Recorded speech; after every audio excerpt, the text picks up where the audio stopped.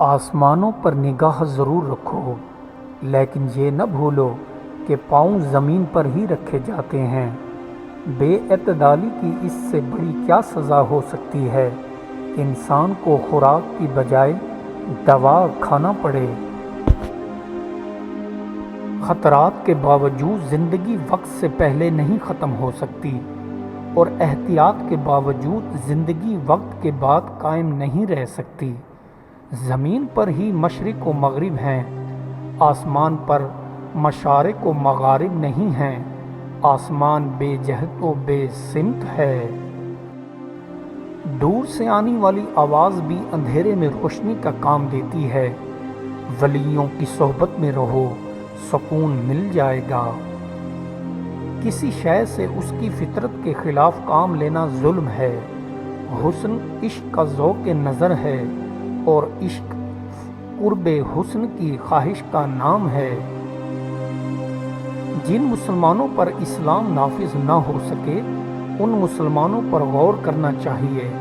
گناہوں میں مبتلا انسان کا دعاؤں پر یقین نہیں رہتا۔ خوش نصیب انسان وہ ہے جو اپنے نصیب پر خوش رہے۔ جس طرح وصال اور فراق دونوں محبوب کی عطا ہیں، اسی طرح دن اور رات دونوں ہی سورج کے روپ ہیں۔ اس دوست کا گلہ کر رہے ہو جو دھوکہ دے گیا، گلہ اپنی عقل کا کرو کہ دھوکہ دینے والے کو دوست سمجھتے رہے۔ توبہ منظور ہو جائے تو وہ گناہ کبھی سرزد نہیں ہوتا، اور نہ اس گناہ کی یاد باقی رہتی ہے۔ کامیابی اور ناکامی اتنی اہم نہیں جتنا کہ انتخاب مقصد۔ نیک مقصد کے سفر میں ناکام ہونے والا برے مقصد میں کامیاب ہونے والے سے بدرجہ بہتر ہے۔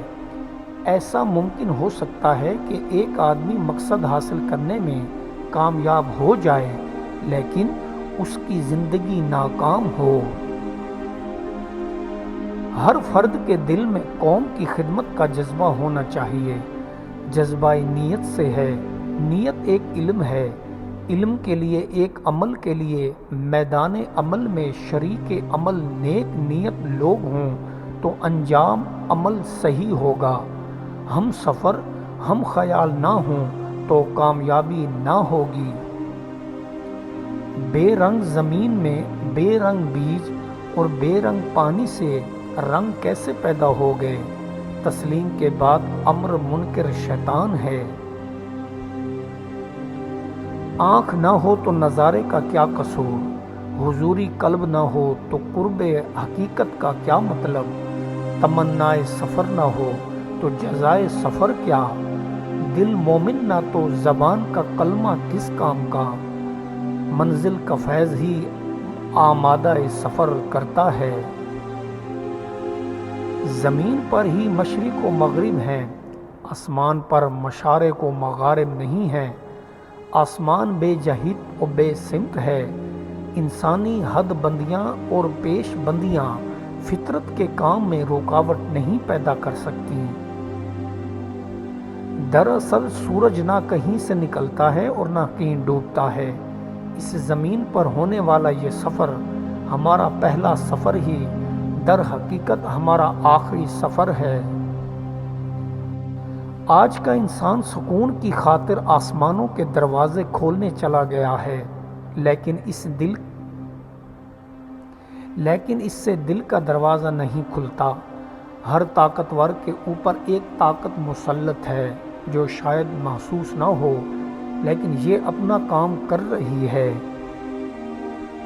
صبر والوں کی شان نرالی ہے، ان کا ایمان قوی ہے، ان کے درجات بلند ہیں، ان کے جسم پر پیوند کے لباس ہیں، اور ان کے در پر جبریل علیہ السلام جیسے غلام ہیں۔ انسان کو بھیڑوں سے سبق سیکھنا چاہیے۔ بھیڑ اپنے چرواہا کی آواز سن کر چرنا چھوڑ دیتی ہے، اور جدھر وہ اشارہ کرتا ہے ادھر چل پڑتی ہیں، جبکہ انسان اپنے نفس کی پیروی اور حکم میں اللہ تعالیٰ کے حکم کو ماننے سے انکاری ہو جاتا ہے۔ صحیح متقی کہلانے کا حقدار وہی ہے جو ہر حال میں حق بات کہے اور معروف باتوں کی پابندی کرے، ممنوع باتوں کی طرف آنکھ اٹھا کر بھی نہ دیکھے۔ اگر دنیا خالص اور آخرت خاکی ہوتی پھر بھی دنیا فانی رہتی، اور لوگوں کی خواہش خاکی ہونے کے باوجود آخرت ہی کی جانب ہوتی، لیکن دنیا خاکی ہے اور آخرت زر خالص، پھر آخرت کی جانب لوگوں کی توجہ کیوں نہیں ہوتی؟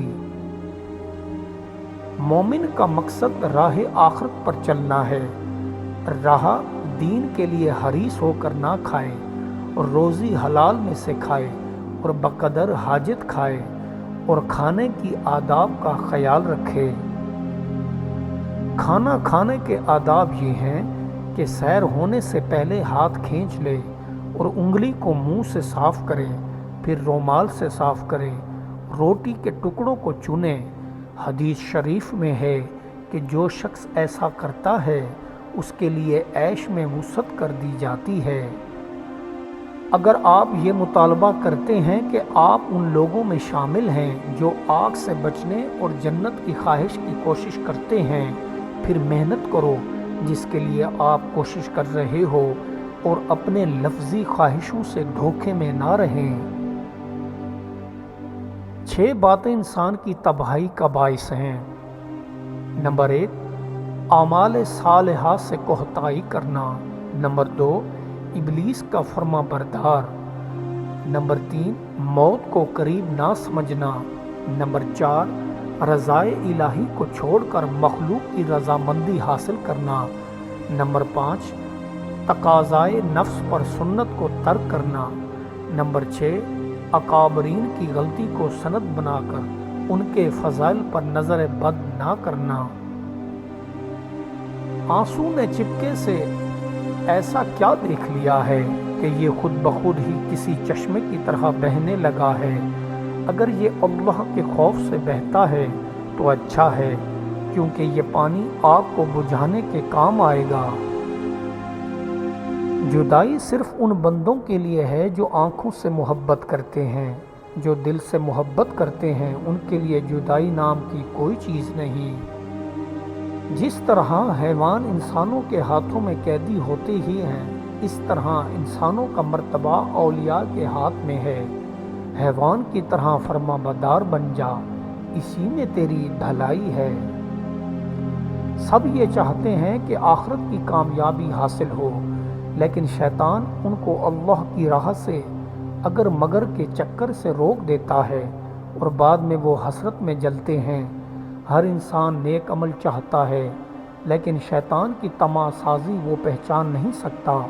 وہ اس کے برے اعمال و خیالات پر اور نفس کی شرارتوں کی مزین کر کے دکھا دیتا ہے۔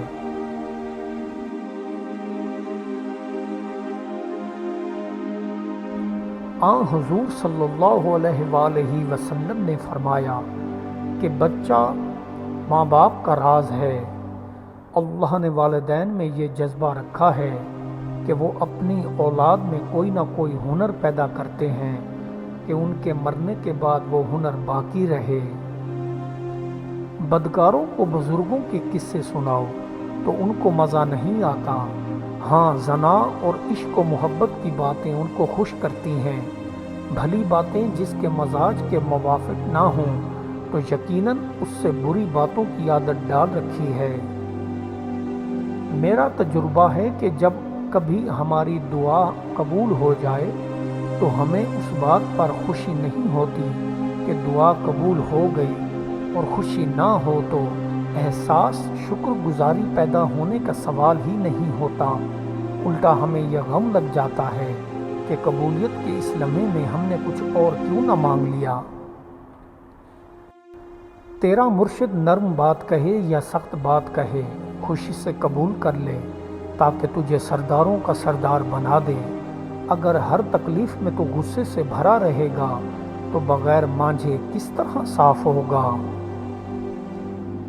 یاد رکھ، تیرا نفس کچھ بھی کہے کہ یہاں برائی ہے، اس کی نہ سن، کیونکہ اس کا کام بالعکس ہے۔ تو اس کے اب خلاف کر، کیونکہ پیغمبروں کی جانب سے دنیا میں وصیت اسی طرح آئی ہے۔ کاموں میں مشورہ ضروری ہے تاکہ انجام کار پشیمانی نہ ہو۔ لفظوں میں معنی کا قحط ہے، لفظ اور نام جانوں کی طرح ہے۔ میٹھا لفظ ہماری عمر کے پانی کا ریت ہے، عمر پانی کی طرح ہے، اس کے لیے وقت بمنزلہ نہر کے ہے۔